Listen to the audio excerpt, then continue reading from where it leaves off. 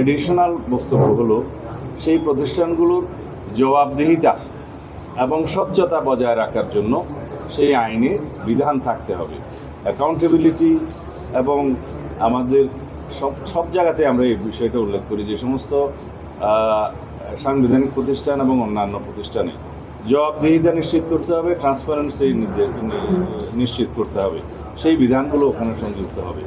তাহলে সেই আইনগুলো যদি আমরা স্ট্রেনথেন করি, ওখানে সার্চ কমিটিগুলো যদি আমরা সেইভাবে নির্ধারণ করি, সেই আইনগুলোকেই আমরা প্রণয়ন করতে পারি।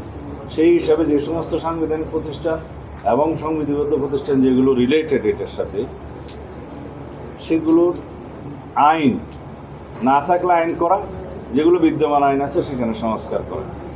এইভাবেই রাষ্ট্রের মধ্যে একটা check and balance, power check and balance হবে।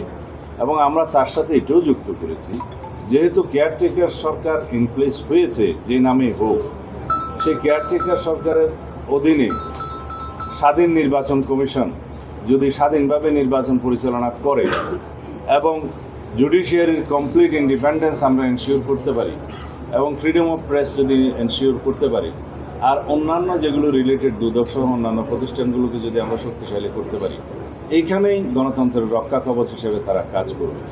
এবং গণতন্ত্রের রক্ষা কবচ ছাড়া, এই সমস্ত প্রতিষ্ঠান ছাড়া গণতন্ত্র কখনো শক্তিশালী হবে না। আর যদি ফ্রিডম অফ প্রেস যে দেশে বেশি, সেই দেশে আপনারা জানেন গণতন্ত্র শক্তিশালী হয়, সেটা ক্রমান্বয়ে শক্তিশালী হয়ে উঠছে এবং independence of freedom of press আমরা দেখতে পাচ্ছি আরও গ্র্যাজুয়ালি সেটা ইমপ্রুভ করবে বলে আমরা বিশ্বাস করি। এইগুলো না করে শুধুমাত্র নির্বাহী বিভাগকে ক্ষমতা কমিয়ে নির্বাহী বিভাগের ক্ষমতাকে সব জায়গায় কার্টেল করে একটা সুষ্ঠু সরকার পরিচালনা, রাষ্ট্র পরিচালনা কখনো সম্ভব হয় না। আমরা যদি সবসময় মাথায় রাখি যে এক ব্যক্তি স্বৈরাচার হয়েছিল, সেই জন্য নির্বাহী বিভাগকেই দুর্বল করতে হবে এবং লেজিসলেচারকে, সংসদকে দুর্বল করতে হবে, এই আইডিয়া থেকে আমাদের বেরোতে হবে। আমরা একটা নতুন যাত্রা শুরু করেছি, সেই জন্যই আমরা সংস্কার প্রস্তাব দিয়েছি অনেক আগেই, এবং সেই সংস্কার কমিশনগুলো পরে গঠিত হয়েছে এই সরকার আসার পরে। আমাদের সংস্কার প্রস্তাব আরও অনেক আগে দেয়া হয়েছে 31 দফা। তার আলোকে আমরা রাষ্ট্র কাঠামো, গণতান্ত্রিক সংস্কার, সংবিধানের গণতান্ত্রিক সংস্কারের মধ্য দিয়ে রাষ্ট্রে একটি ভারসাম্যমূলক রাষ্ট্রীয় ব্যবস্থা এবং সরকার ব্যবস্থা আমরা প্রতিষ্ঠা করতে চাই, যার মধ্য দিয়ে দেশের অর্থনৈতিক মুক্তি হবে, যার মধ্য দিয়ে গণতন্ত্র শক্তিশালী হবে এবং আমরা সেই গণতান্ত্রিক কালচার, এই সংস্কৃতিগুলো চর্চার মধ্য দিয়ে সামনে আরও বেশি গণতান্ত্রিক প্রতিষ্ঠানগুলো আরও শক্তিশালী হবে। এটা হলো আমাদের বক্তব্য। সুতরাং আমরা এই বিষয়ের সাথে একমত হতে পারিনি এই কমিটি সংক্রান্ত। আমরা বলেছি আইনগুলো প্রণয়ন করা হোক, সংস্কার করা হোক, শক্তিশালী করা হোক। 3 নম্বর বিষয় প্রধানমন্ত্রীর মেয়াদ সংক্রান্ত।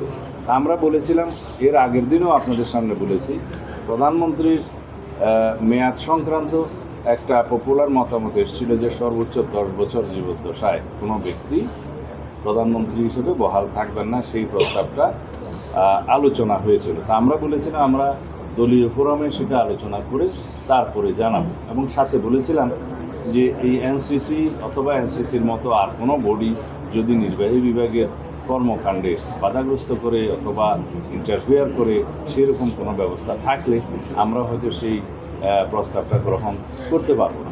আমি আপনাদের সামনে আজকে পরিষ্কার বলছি, আমাদের দলীয় অবস্থান হচ্ছে আমরা প্রধানমন্ত্রীর মেয়াদ লাইফ টাইমে একজন ব্যক্তি জীবদ্দশায় 10 বছরের বেশি বহাল থাকবেন না বা 10 বছরের বেশি কোনো ব্যক্তি প্রধানমন্ত্রী থাকতে পারবেন না, এই বিষয়ে আমরা একমত। তবে এই জাতীয় সংস্থাগুলো, এনসিসি বা সাংবিধানিক নিয়োগ কমিটি, এই জাতীয় সংস্থাগুলো দিয়ে নির্বাহী বিভাগের সমস্ত কর্মকাণ্ডকে সমস্ত জায়গায় ইন্টারফেয়ার করার যেখানে সম্ভাবনা থাকে এগুলো করা হয়, তাহলে আমরা সেই প্রস্তাবটা গ্রহণ করতে পারবো না।